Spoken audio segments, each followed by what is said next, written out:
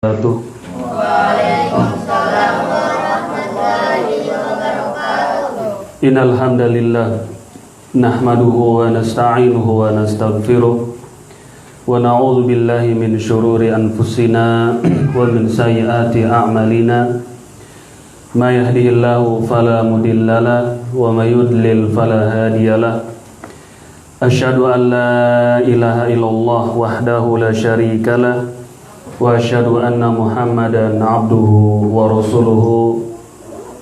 Amma ba'd, fa inna asdaqal hadithi kitabullah wa khairul hadi hadi Muhammadin sallallahu alaihi wa ala alihi wa sallam wa syarrul umuri muhdatsatuha fa inna kulla muhdatsatin bid'ah wa kulla bid'atin dhalalah wa kulla dhalalatin finnar. Masyarul muslimin, ayuhal ikhwah, jamaah sekalian, alhamdulillah segala puji bagi Allah Azza wa Jal. Pada malam hari ini kita kembali dipertemukan di dalam majelis ilmu, dan kita akan melanjutkan kajian kitab Syarh Sunnah karangan Al-Imam Al-Barbahari rahimahullahu ta'ala. Berkata Al-Imam Al-Barbahari rahimahullah, wa'alam rahimakallah annal kalama fi Rabbi ta'ala muhdathun wa huwa bid'atun wa dalalatun wa la yutakallamu fi Rabbi illa bima wasafa bihi nafsahu fil Qur'an wa ma bayyana Rasulullah sallallahu alaihi wasallam li ashabi fa huwa jalla thana'u wahidun laisa kamitslihi syai'un wa huwa samiul basir. Rabbuna awalu bila mata wa akhirun bila muntaha ya'lamu sirra wa akhfa wa huwa ala arshihi istawa wa ilmuhu bi kulli makanin wa la yakhlu min ilmihi makanun wa la yaqulu fi sifati Rabbi ta'ala kaifa wa lima illa syakkun fi Allahi tabaraka wa ta'ala wal Qur'anu kalamullahi wa tanziluhu wa nuruhu wa laysa makhluqan li'anna al-Qur'ana min Allah wa ma kana min Allah laysa bi makhluqin. Wa hakadha qala Malik ibnu Anas wa Ahmad ibnu Hanbal rahimahumullah wa min qablihima minal fuqaha'i wa man ba'dahuma wal mira'u fihi kufrun. Al-Imam Al-Barbahari rahimahullah, kita sedikit mengulang yang menjadi pembahasan kita. Ketahuilah, kata beliau, semoga Allah merahmatimu, annal kalam fi Rabb ta'ala muhdathun, sesungguhnya berbicara mengenai Allah Azza wa Jal adalah satu kebid'ahan. Yang dimaksud berbicara tentang Allah di sini adalah berbicara tentang Allah mengikuti manhaj, metodenya ahlul kalam wal falsafah. Thayyib, sudah kita bahas tentang bahwasannya pembicaraan tentang Allah adalah bid'ah. Yang dimaksud bid'ah di sini adalah ketika berbicara mengenai Allah Azza wa Jal mengikuti gaya-gayanya orang-orang filsafat atau ahlul kalam yang mereka mengutamakan akal dibandingkan nas wahyu, baik dari Quran atau sunnah, maka bid'ah. Wa huwa bid'atun wa dhalalatun wa la yutakallamu fi Rabbi illa bima wasafa bihi nafsahu. Tidaklah kita berbicara mengenai Allah melainkan dengan apa yang Allah kabarkan kepada kita, apa yang Allah sifatkan dirinya di dalam Al-Quran, dan apa yang dijelaskan oleh Rasulullah sallallahu alaihi wasallam kepada para sahabat beliau. Allah subhanahu wa ta'ala berfirman, kemudian Al-Imam Al-Barbahari membawakan surat Syura ayat yang ke-11. Laisa kamitslihi syai'un wa huwas samiul basir. Tidak ada yang serupa dengan Allah, Dia Maha mendengar lagi Maha melihat. Rabbuna awwalun bila mata. Allah Azza wa Jalla adalah awal wa akhirun, dan juga Dialah yang akhir. Ya'lamu sirra wa akhfa. Allah mengetahui yang tersembunyi dan apa yang nampak. Wa huwa ala arsyihi istawa. Dan Allah bersemayam di atas arsy-Nya. Wa ilmuhu bi kulli makanin. Ilmu Allah ada di setiap tempat. Pengetahuan Allah meliputi segala sesuatunya. Wa la yakhlu min ilmihi makanun. Tidak ada satupun yang terluput, tidak diketahui oleh Allah Azza wa Jalla. Wala yaqulu fi sifati Rabbi ta'ala kaifa. Kita tidak boleh mengatakan tentang sifat-sifat Allah kaifa. Apa kaifa? Bagaimana? Walima, dan kenapa? Kecuali orang yang ragu terhadap Allah tabaraka wa ta'ala. Wal Qur'anu kalamullah. Nah, sampai di sini pembahasan kita. Al-Qur'an itu adalah firman Allah, wa tanzilu wa nuruh, wa laisa makhluqan. Dia bukanlah makhluk. Li'anna al-Qur'ana min Allah. Dikarenakan Al-Qur'an berasal dari Allah Azza wa Jalla. Wa ma kana min Allah fa laisa bimakhluqin. Segala sesuatu yang berasal dari Allah Azza wa Jalla, maka ia bukanlah makhluk. Yakni dari sifat-sifatnya, maka ia bukan makhluk. Wa hakadha qala Malik ibnu Anas. Demikianlah yang dikatakan oleh Malik bin Anas rahimahullah, wa Ahmad bin Hanbal, dan juga Ahmad bin Hanbal rahimahumullah, dan dari selain dari keduanya. Toib, sampai di situ perkataan beliau. Kita masuk di poinnya. Halaman berapa itu coba? Mat, ambil itu laser, Mat. Halaman 91 tentang Al-Quran adalah kalamullah, firman Allah Azza wa Jal, wa tanzilu wa nuruh, dan cahayanya. Wa laisa makhluqan. Al-Quran bukanlah makhluk, bukan ciptaan Allah. Lianna al-Qur'ana min Allah, karena Al-Quran itu berasal dari Allah Azza wa Jalla. Itu sifat kalam, berbicara Allah Subhanahu wa ta'ala. Wa makana min Allah laisa makhluqin. Apa yang berasal dari Allah maka ia bukan makhluk.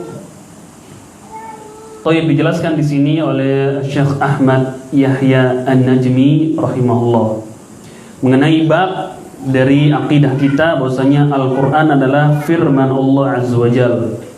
Ini pernah kita jelaskan di kajian akidah yang lalu tentang akidah dari Al-Imam Abu Zur'ah dan Abu Hatim Ar-Raziyain.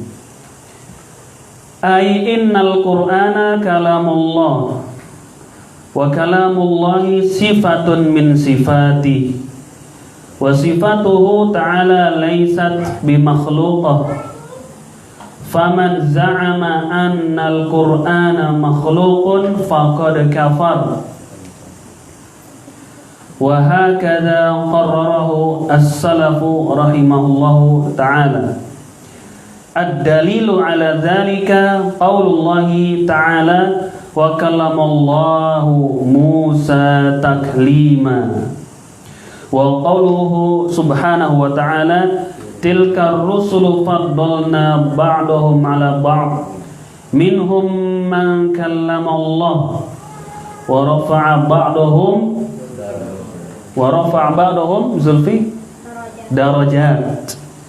Wa qawluhu wa in ahadum minal musyrikin istajaraka fa'ajirhu hatta yasma'a kalam Allah.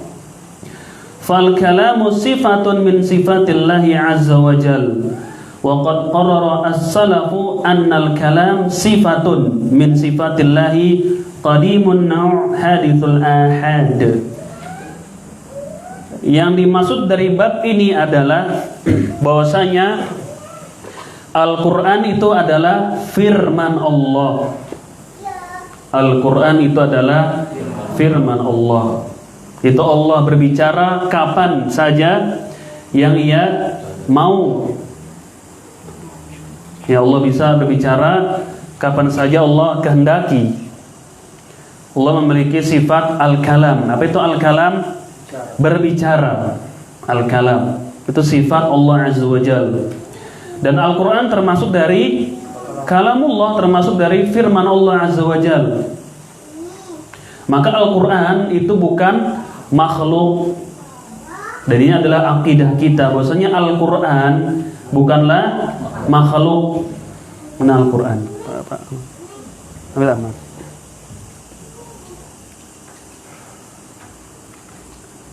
Nah, jadi Al-Quran ini bukan makhluk. Al-Quran ini adalah firman Allah Azza wa Jalla.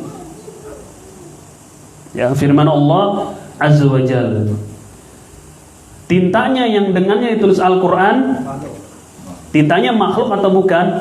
Makhluk. Kertasnya yang di situ ditulis Al-Quran, kertasnya adalah makhluk.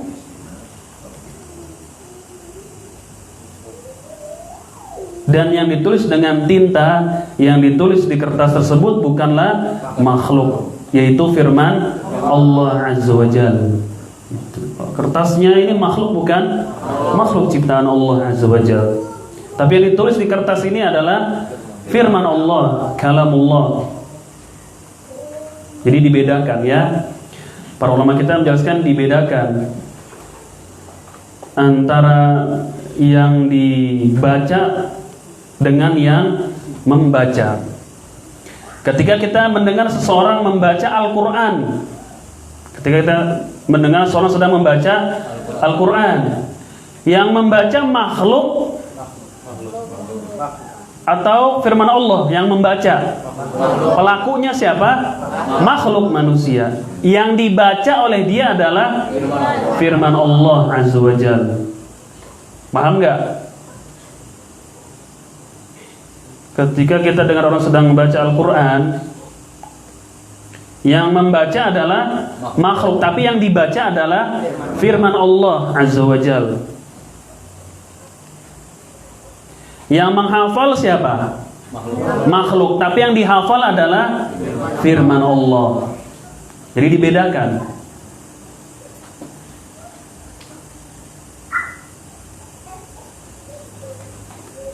Seperti Al-Quran di sini, yang menulis di kertas siapa? Makhluk, tapi yang ditulis adalah firman Allah Azza wa Jalla. Itu berbeda, ya, tidak bisa disamakan, berbeda antara yang dibaca dengan yang membaca, antara yang menulis dengan yang ditulis, antara yang menghafal dan yang dihafal, antara yang mendengar dan yang didengar. Paham gak kira-kira bapak-bapak sekalian? Innal Qur'ana kalamullah. Sesungguhnya Al-Quran itu adalah firman Allah. Wa kalamullah sifatun min sifatihi. Dan firman Allah itu merupakan salah satu sifat dari sifat-sifat Allah Azza wa Jalla. Ya, di antara sifat Allah adalah sifat al-kalam, berbicara. Wa sifatuhu ta'ala laysat makhluqatin. Dan sifat Allah itu bukanlah makhluk. Faman za'ama anna al-Qur'ana makhluqun faqad kafar. Siapa yang mengira, siapa yang meyakini bahwasanya Al-Quran itu adalah makhluk, maka dia telah kafir. Maka dia telah kafir. Orang yang berkeyakinan Al-Quran itu adalah makhluk, maka dia telah kafir. Wa hakadha qarara as-salaf. Demikianlah yang ditetapkan, yang para salaf menghukuminya. Orang yang meyakini Al-Quran itu adalah makhluk, kafir. Kemudian diturunkan dalil-dalilnya di sini yang menunjukkan bahwasanya Al-Quran itu adalah firman Allah Ta'ala. Siapa membaca?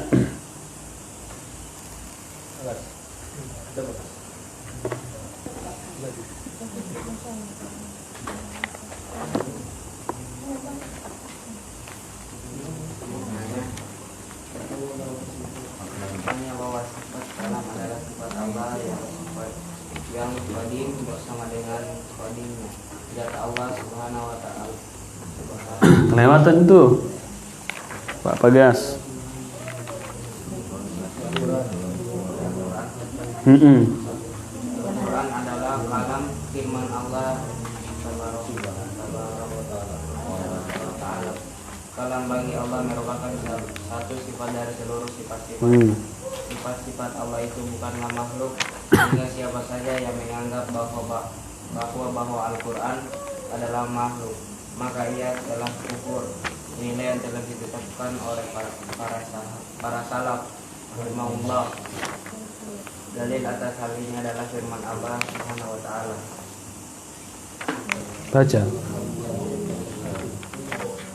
Dan kepada Musa Allah berfirman langsung. Surah An-Nisa. Baca Pak. Apanya? Ayatnya.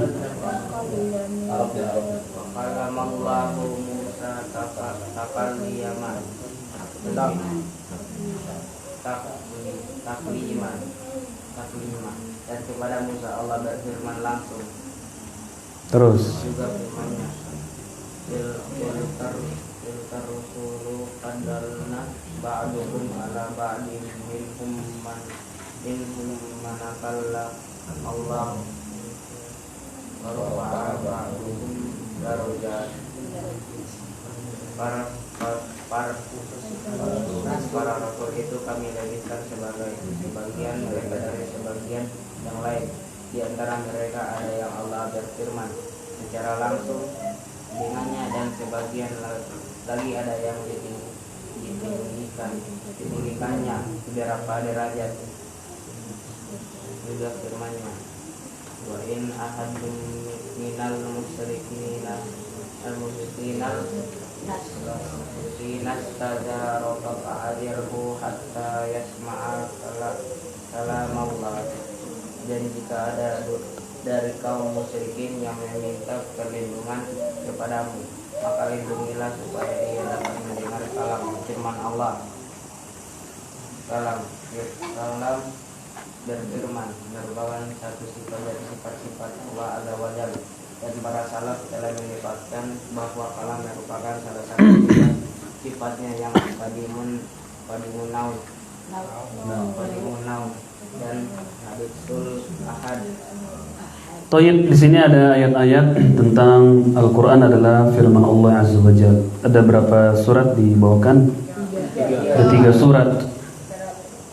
Pertama di surat An-Nisa berkaitan dengan Musa alaihi salatu wassalam. Allah berfirman, wa kallamallahu Musa takliman. Dan Allah berbicara langsung dengan Musa. Ini dalil bahwasanya Allah memiliki sifat al-kalam. Allah itu berbicara. Tilkar rusulu faddalna ba'dahum ala ba'd. Demikianlah para rasul, kami utamakan sebagian mereka di atas yang lain. Minhum man kallamallah. Sebagian para rasul itu ada yang Allah ajak langsung berbicara. Sebagian rasul itu di antara mereka ada yang kami ajak langsung berbicara. Di antaranya siapa sini? Nabi Musa. Kemudian Nabi yang mulia sallallahu alaihi wasallam diajak berbicara secara langsung. Kapan kejadiannya? Ketika Isra dan Mi'raj, tentang wajibnya sholat 50 waktu sampai sisa 5 waktu. Ada lagi nabi yang lain yang diajak berbicara langsung oleh Allah tanpa perantara malaikat Jibril.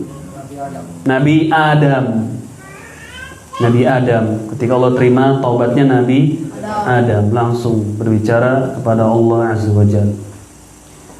Kemudian dalil yang lain bahwasanya Al-Quran ini adalah firman Allah.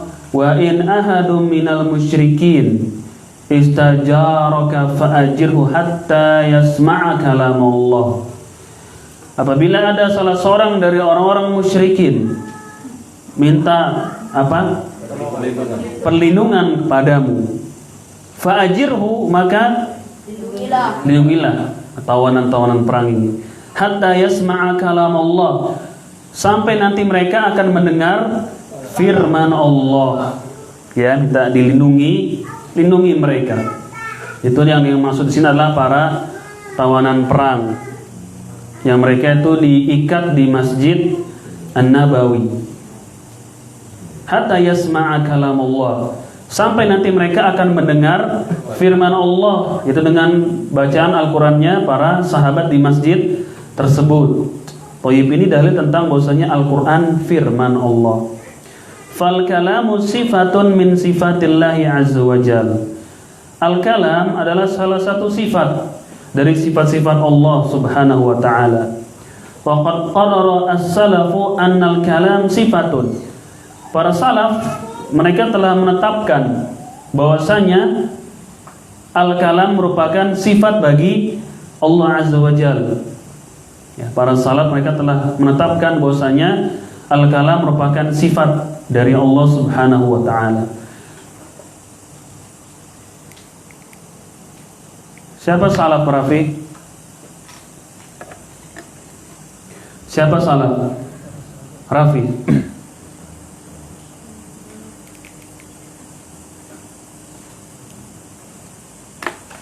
Siapa salaf, Rafi? Sudah diajarin belum? Sudah. Nah, kalau nggak bisa jawab berarti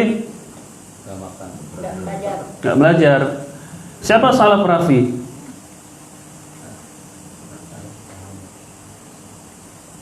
Di sini sering disebut salaf.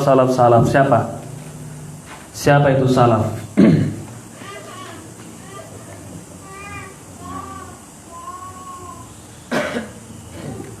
Harun. Siapa itu salaf?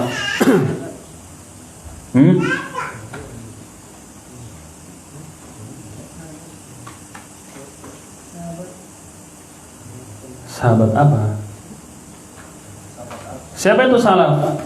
Harun.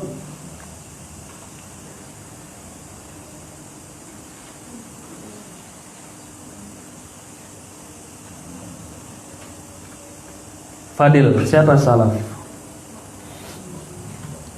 Jawab.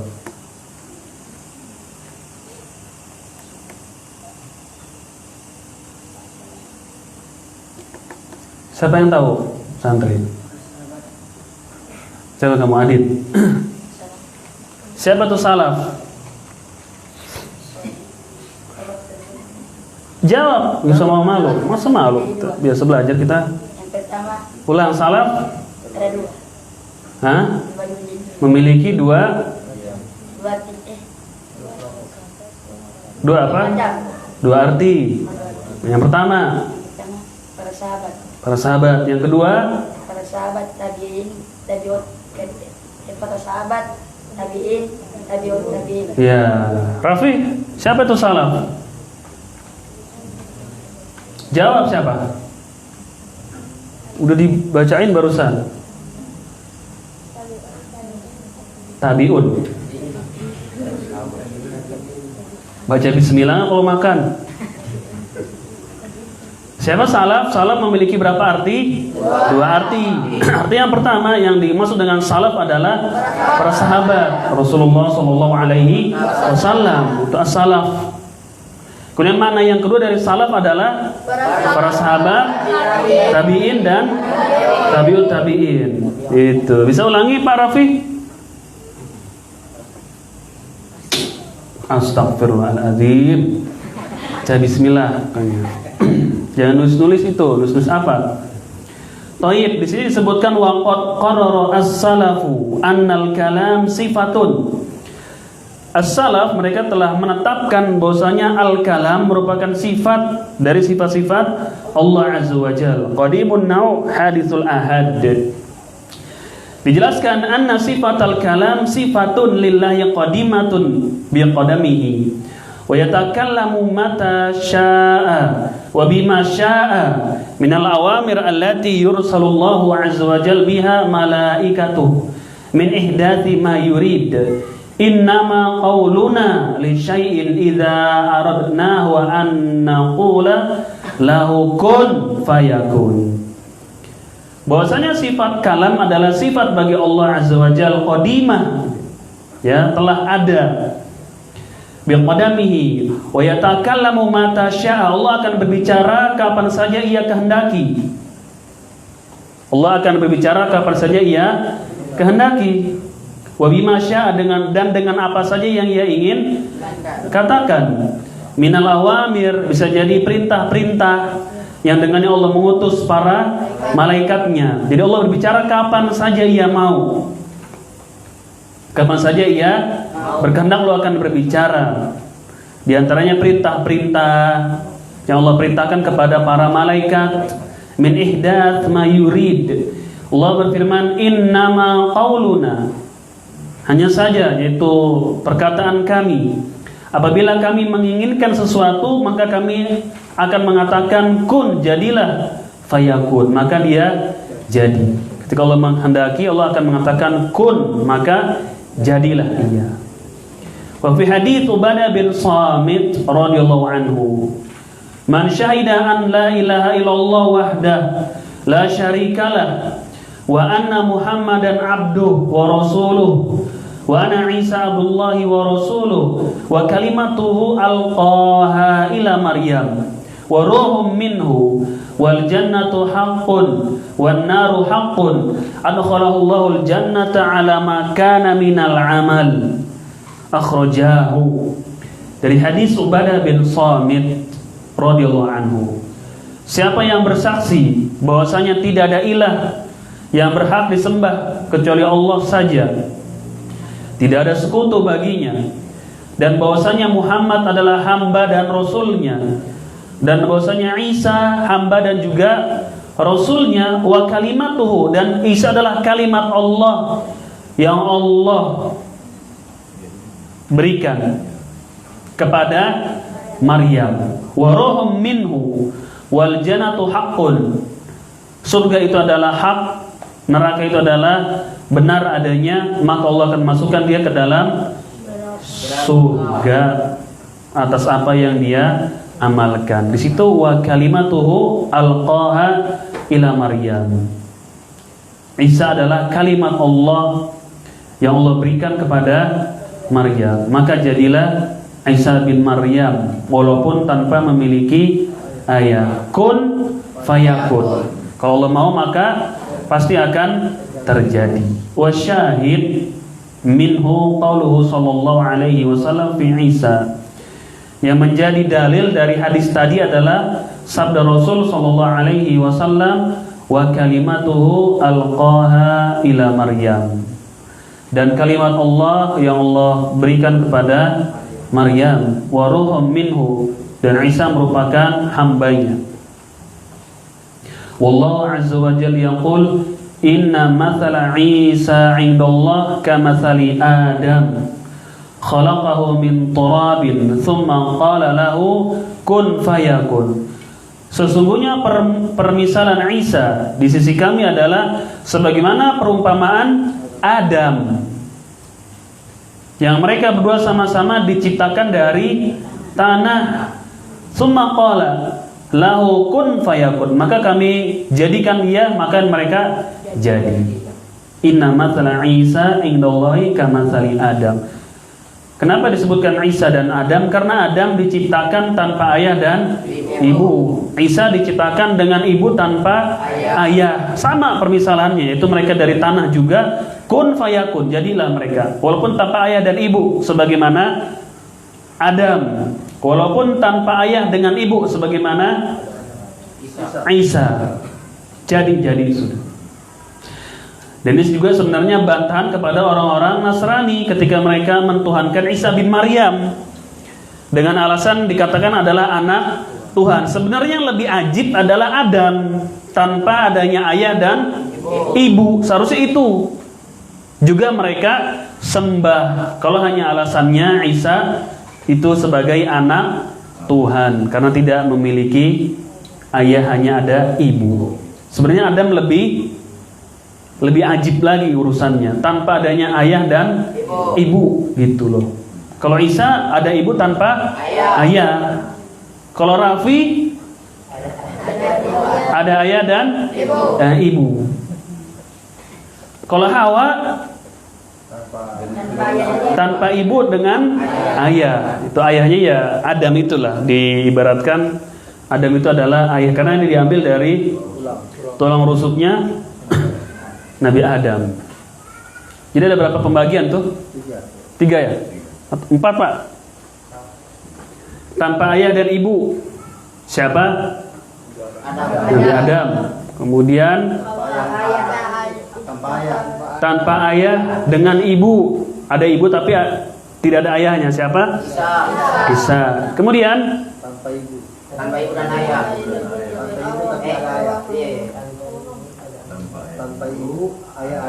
tanpa ibu ayahnya ada, itu Hawa ini dari Adam. Gitu. Kalau mau diibaratkan ya Adam terambil, masih ada unsur siapa? Laki-lakinya. Kemudian ada ayah dan ibu. Siapa? Kita semua. Ada ayah dan ibunya. Itu. Kalian ada ayah dan ibu? Ada. Tapi kalau jarang ditengok berarti dibuang. Nggak dikasih duit setiap bulan, itu berarti diapain? Dibuang. Dengerin Pak tuh, kirimin. Nah, yang nggak punya orang tua. Sebenarnya nggak dibuang sih, cuma nggak dianggap.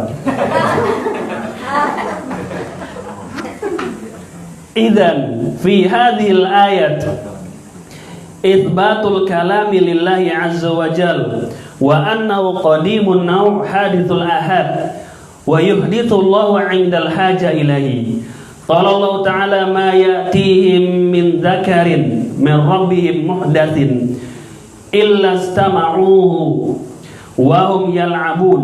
Wa qala ta'ala wa la ya'tunaka bimithlin illa ji'naka bil haqq wa ahsana tafsira. Wa bihadza na'lamu khata man yaqul inna Allah khalaqal kalam fi syajarah allati kalamallahu Musa minha. فزعمهم هذا زعم باطل والذي يدمغهم أن يقال هذا يصح أن نقول الشجرة لموسى إني أنا ربك فتبين من هذا أن الكلام صفة لله عز وجل مع العلم أن من لا يستطيع على الكلام ولا يستطيع على التصرف ولا يصلح أن يكون إلها فالإله الحق هو الذي يتكلم ويرزق ويهدي ويضل ويعز ويذل ويغني ويفقر ويصح ويمرض ويحيي ويميت ومن لا يكون قادر على هذه الأمور فإنه لا يصلح أن يكون إلها. فمن زعم أن كلام الله مخلوق كالمعتزلة والزيدية أو بتأويل كالأشعرية فإن زعمه هذا باطل. Toib ini di sini disebutkan intinya adalah Al-Quran firman Allah Azza wa Jalla, bukan makhluk. Sebenarnya mereka yang menginginkan mengatakan Al-Quran makhluk adalah ingin membatalkan Islam sudah. Kalau ini dikatakan Al-Quran makhluk, maka dia bisa benar, bisa salah dalam perintah dan larangannya. Mereka bertele-tele aja. Sebenarnya intinya adalah ingin membatalkan agama Islam. Karena kalau sumber kita dikatakan makhluk, ciptaan Allah, dia bisa benar, bisa salah. Sudah, selesai. Lama-lama Al-Quran tidak dipakai, tidak dipercaya. Karena Al-Quran adalah ciptaan, makhluk, menerima kesalahan. Sebenarnya itu aja. Makanya para ulama mengatakan Al-Quran adalah firman Allah Subhanahu wa ta'ala, bukan makhluk, bukan ciptaan Allah, tapi dia adalah firman Allah Subhanahu wa ta'ala. Makanya disebutkan di sini kesimpulannya, ya, supaya tidak terlalu panjang. Dan jelas dari sini min hadza annal kalam sifatun lillah, bahwasanya kalam itu adalah sifat bagi Allah, ma'al ilmi, dengan ilmunya. Anna man la yastati' 'alal kalam, siapa saja yang tidak mampu untuk berbicara, ya, wala yastati' 'ala tasarruf, yang tidak mampu untuk berbuat, maka tidak layak untuk dikatakan sebagai Rabb atau ilah. Itu. Manusia saja bisa berbicara, Masa Allah Subhanahu wa taala tidak bisa berbicara? Kan itu sebenarnya kalau secara akal. Fal ilahul haqqu huwallazi yatakallam. Rabb yang sebenar-benar Rabb adalah yang dia bisa berbicara. Wa yarzuq, dan juga bisa memberikan rizki. Wa yahdi, kemudian memberikan hidayah. Wa yudil, apa yudil? Menyesatkan. Ini adalah Rabb yang sesungguhnya bisa berbicara, memberikan rizki, kemudian memberikan hidayah dan menyesatkan. Wa yu'iz, memuliakan seseorang. Wa yudhil, menghinakan seseorang. Wa yugni, memberikan kaya kepada seseorang. Wa yufqir, dan juga memiskinkan. Memberikan kesehatan dan juga memberikan sakit. Wa yuhyi, menghidupkan dan juga mematikan. Ini diantara sifat-sifat dari Allah Azza wa Jalla. Wa man la yakunu qadiran ala hadhil umur, siapa yang tidak bisa melakukan hal-hal itu semua, maka tidak layak untuk dikatakan sebagai sesembahan atau Rabb. Tidak layak untuk dijadikan sesembahan atau Rabb. Al-ilah, makhluk yang disembah. Faman za'ama anna kalamullah makhluqun kal mu'tazilati waz zaidiyah. Siapa yang menyangka bahwasanya Al-Qur'an, yang menyangka bahwasanya firman Allah itu adalah makhluk, seperti kelompok Mu'tazilah, Zaidiyah dan Asy'ariyah, maka akidah mereka adalah akidah yang batil atau menyimpang. Tayyib. Wa amma haditsul ahad fali anallaha yuhditsu ahadahu mata syaa. Itu Allah berbicara kapan saja Ia kehendaki. Wal ahad wal kalam fil umur allati yuriduha Allahu wa ya'muru biha malaikatah min ihya'in wa imatatin wa sihatin wa saqmin wa izzin wa dhil wa dhullin wa gina wa faqrin wa ikramin wa ihana ila ghairi dzalik wa hadza la yakhfa wa billahi taufiq. Kemudian ditutup oleh beliau di sini dengan penjelasan bahwasanya di antara sifat-sifat Allah yang tadi sudah kita sebutkan ya, menghidupkan, mematikan dan segalanya. Thayyib.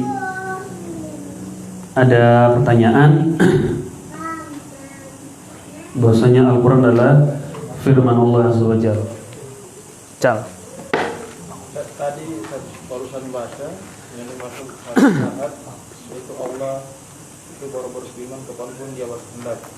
Sedangkan yang pasti yang ketahui kan hadis itu kayak yang diriwayatkan oleh satu sahabat. Itu bagaimana, Pak? Ya, ini sini maksudnya ahad di sini adalah di dalam penjelasan sifat-sifat Allah Azza wa Jalla khususnya di bab kalam. Jadi ahad di sini bukan hadis ahad.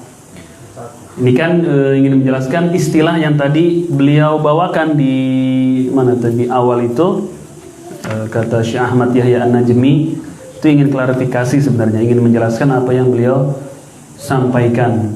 Ada tadi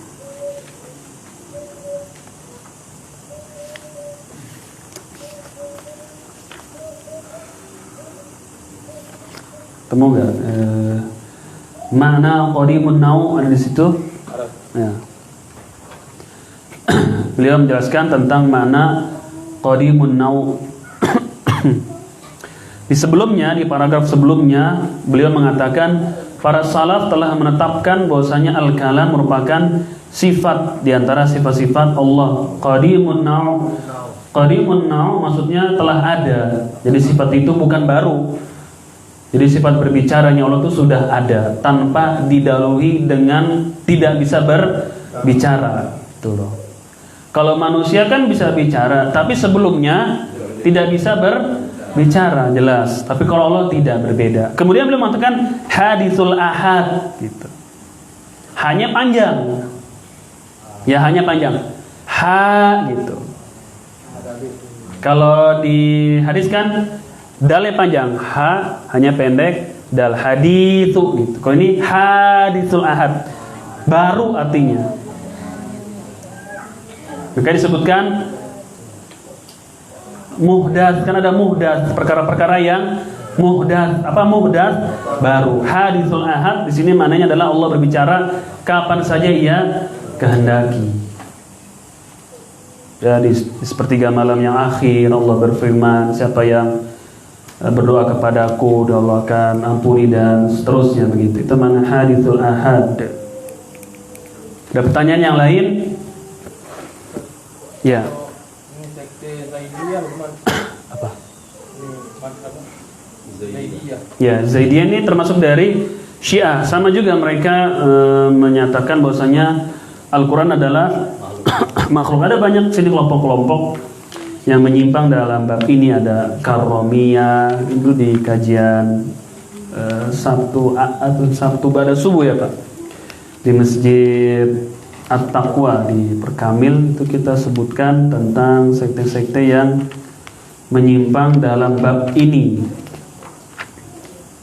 Dengkotnya adalah Mu'tazilah.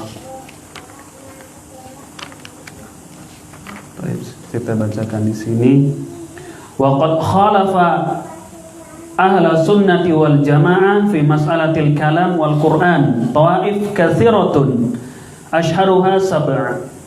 Kata Syekh Musa Al-Nasr rahimahullah, di dalam bab ini, yaitu permasalahan berbicaranya Allah Azza wa Jal dan Al-Quran adalah firman Allah, ada kelompok-kelompok yang menyimpang atau tersesat. Yang paling terkenal ada 7 kelompok. Yang paling terkenal ada berapa kelompok?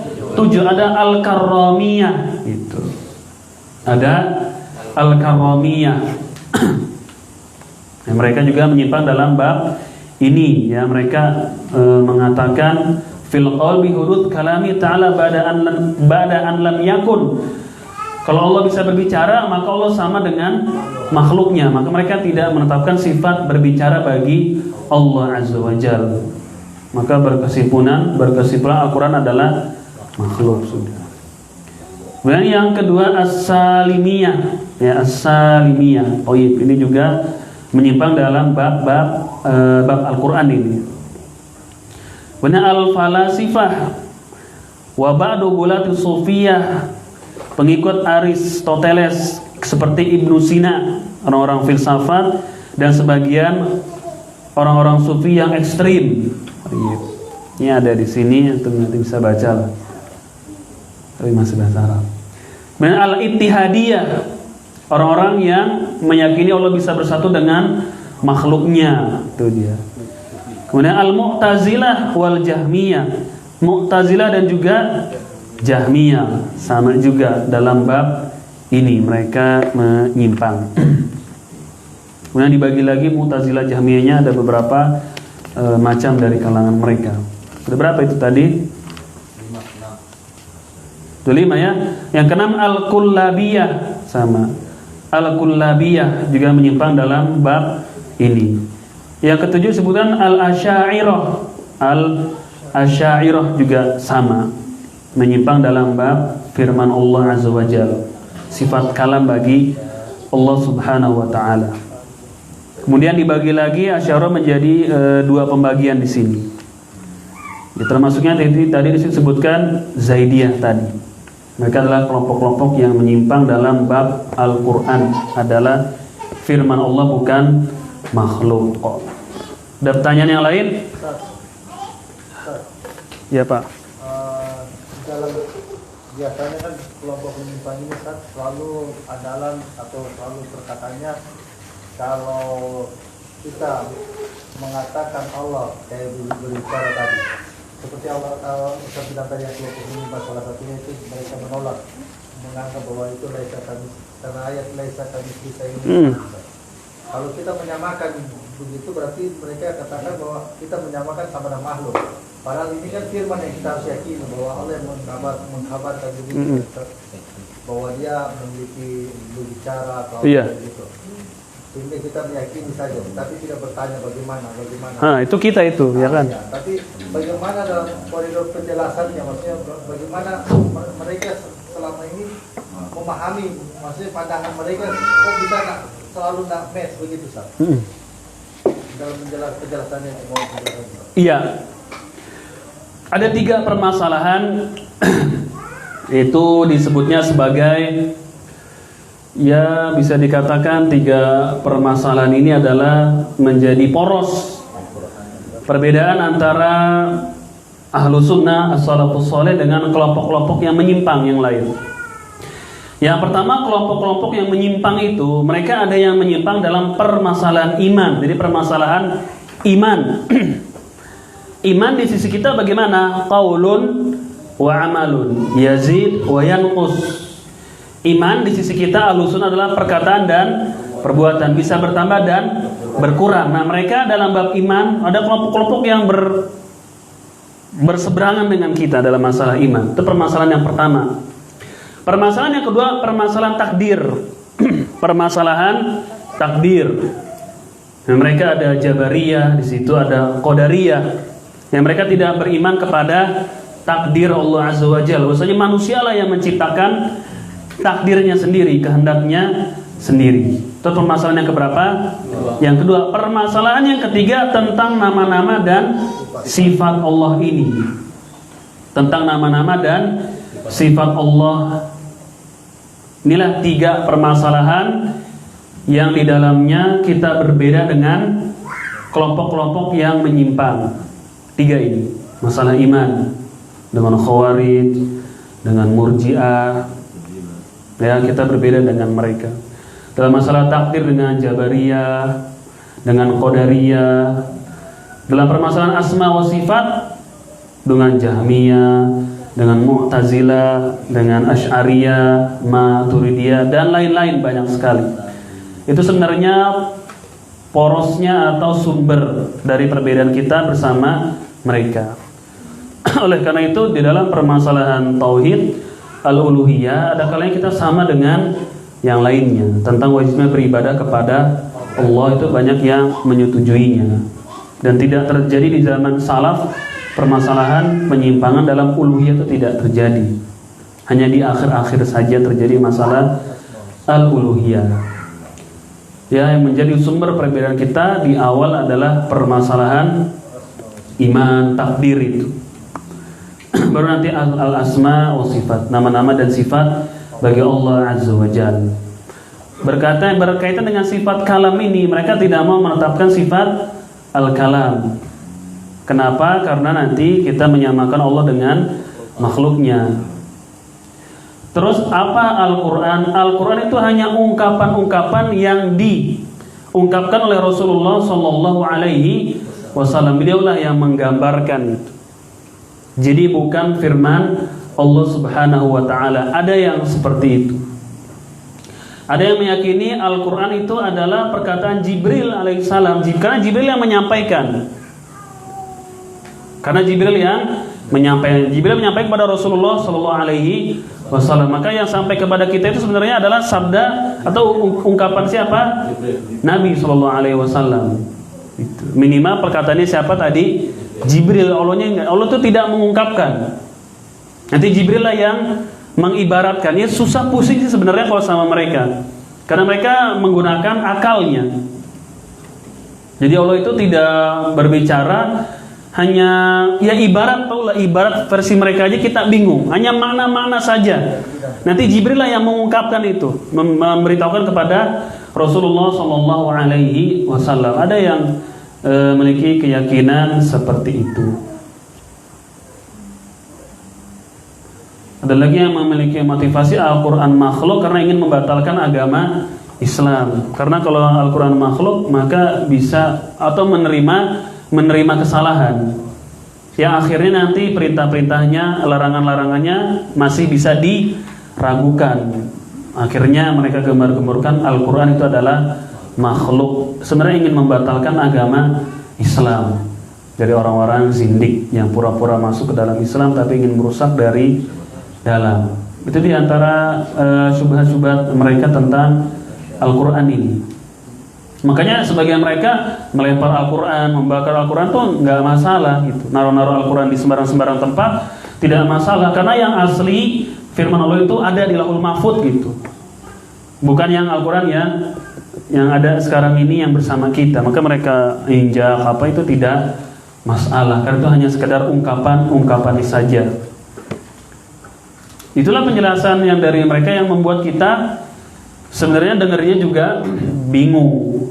Sebenarnya kita juga mendengarnya bingung. Apa yang mereka jelaskan dari orang-orang ahlul kalam tadi. Ada juga di Indonesia ada yang seperti itu. Bahkan gelarnya orang-orang bertitel tinggi sih. Tahun 2007 saya juga pernah mendengar satu kajian di universitas besar di sana di Jakarta, Universitas Islam. Profesor pakai kacamata, mengatakan Al-Quran yang asli di Lauhul Mahfuz. Adapun yang sama kita ini cuma ungkapan-ungkapan saja dari Jibril lalu disampaikan kepada Nabi Muhammad, sampaikan kepada kita. Oleh karena itu mereka lempar-lempar apa Quran itu tidak masalah karena yang asli bukan yang ini. Yang asli di mana hanya ada di Lauhul Mahfuz. Yang ini bukan firman Allah gitu. Itu diajarkan di masjid pinggir jalan dekat terminal. Lagi nunggu sholat Isya, di situ ada kajian. Kita dengar begitu. 2000 berapa saya bilang? 2007-an. Jadi masih ada juga yang seperti ini. Ada pertanyaan yang lain? Namun tadi, Ustaz, Ya Pak. kalau tadi mereka punya keyakinan Jibril kan makhluk yang goib juga, Ustaz. Iya. Tidak pernah dilihat manusia atau gimana. Dan kabar juga kan, cuma kabar. Terus bagaimana mereka yakin bahwa Jibril bisa ngomong, Allah tidak ngomong? Itu bagaimana? Itu sebenarnya mungkin bisa dijadikan bantahan kita buat mereka.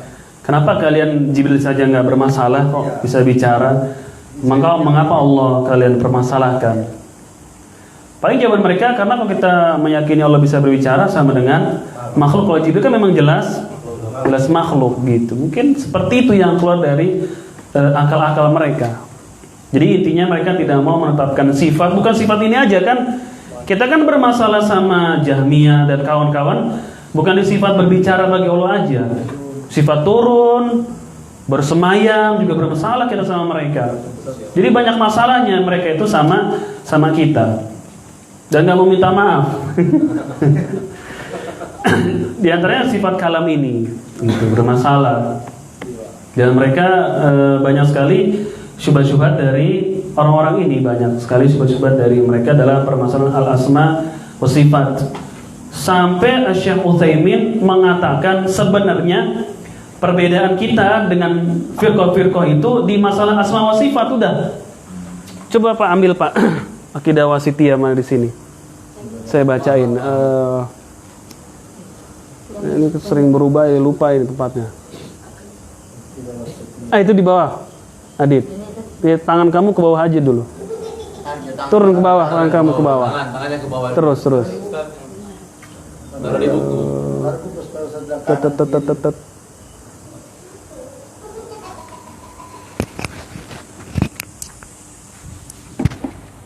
Ya, di sini.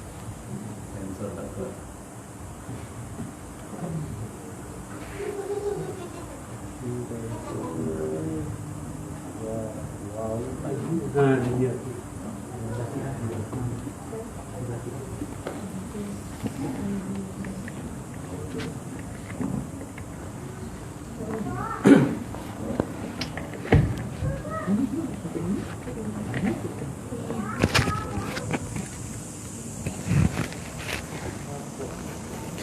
Untuk perhatikan di sini ini faidah penting dalam syarah Aqidah Al-Wasithiyah oleh Syekh Ibnu Utsaimin rahimahullah.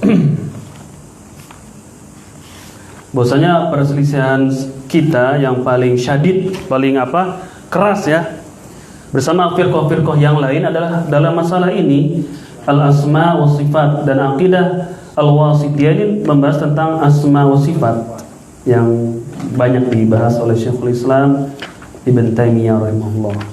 Kita baca di sini perkataan beliau.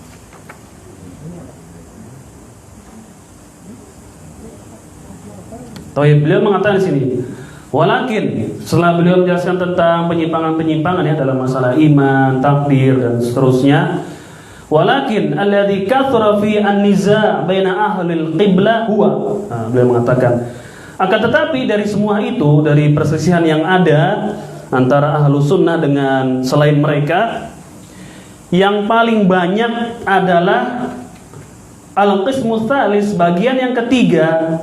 Tadi kita sebutkan sumber perselisihan kita ada berapa? Ada 3. Pertama dalam masalah iman, yang kedua dalam masalah takdir, yang ketiga dalam masalah. Nah, beliau mengatakan al-qismu tsalis, bagian yang ketiga, yang banyak terjadi perselisihan antara ahlu sunnah dengan selain mereka.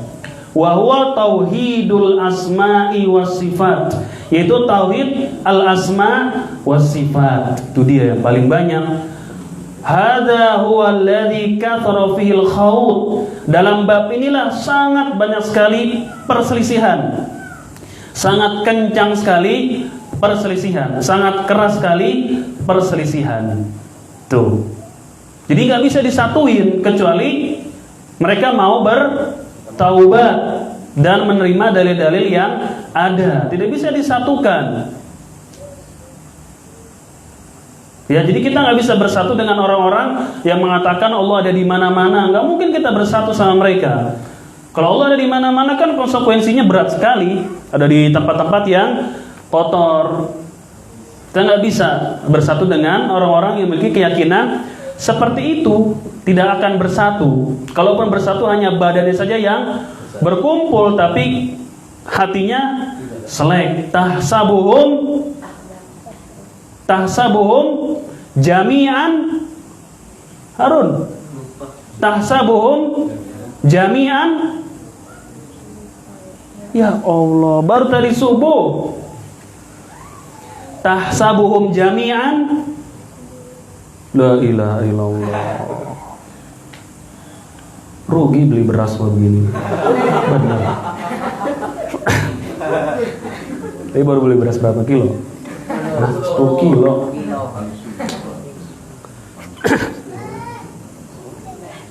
Orang-orang Yahudi Allah gambarkan tahsabuhum jami'an wa qulubuhum syatta.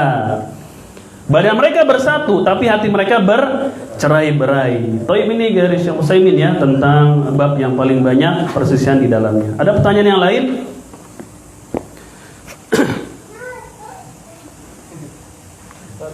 Kan ada pertanyaan yang menjadi bid'ah itu misalnya tanya bagaimana, apakah boleh pukul rata semua? Iya, pertanyaan tentang sifat bid'ah sudah bisa kita pukul rata. Ya, bagaimana Allah itu turun, itu pertanyaan yang bid'ah, karena para sahabat nggak pernah bertanya bagaimana Allah turun, seperti apa Allah itu turun, nggak pernah. Bagaimana Allah berbicara, nggak boleh. Seperti apa Allah berbicara, nggak boleh. Itu pertanyaan yang bid'ah. Ya Pak, silakan Pak. Sehat Pak Muji? Ya, silakan Pak. Sifat Allah 20 itu terpakai dalam asma. Iya, masuk al-asma wa sifat. Sifat Allah yang di sini 20, awal itu kan 8. Ahmad harus itu. Sama dalam bab al-asma wa sifat ini tidak benar membatasi sifat Allah hanya 20. Para ulama, hatta manusia saja memiliki sifat lebih dari 20. Bagaimana Allah dibatasi hanya 20 saja? Manusia lebih dari 20 tidak sifatnya lebih banyak bahkan dari 20. Sifat manusia marah, ngantuk, kenyang, apalagi ridho, sedih, pokoknya lah senang, lapar. Sifat manusia saja lebih dari 20. Itu dalam bab al-asma wa sifat juga sama itu. Dari Asy'ariyah dan Karomiyah dan kawan-kawan seperti itu. Jadi yang 20 itu masuk dalam asma. Iya, ranah itu. Menyelisihi mereka itu. Iya, dan penetapan 20 itu. Iya, itu termasuk salah satu contoh yang keliru. Sifatnya saya nggak hafal Pak, karena saya nggak TPA dulunya. Jadi nggak tahu apa aja itu sifatnya. Alhamdulillah saya nggak hafal. Aku nggak Iya, ya itu termasuk diantara yang menyelisihi. Untuk kan suka dengerin kajian Ustaz Firanda, itu ada bantahan tentang sifat 20. Cari di YouTube-nya deh. Ada di situ. Nanti bisa didengarkan di situ lebih panjangnya. Wujud, kidam, bako apa gitu kan. Nama-namanya, sifat-sifatnya. Wallahu a'lam. Itu termasuk kekeliruan yang disebutkan oleh para ulama kita. Subhanaka Allahumma bihamdika asyhadu an la ilaha illa anta astaghfiruka wa atubu ilaik. Wassalamualaikum warahmatullahi wabarakatuh. Waalaikumsalam.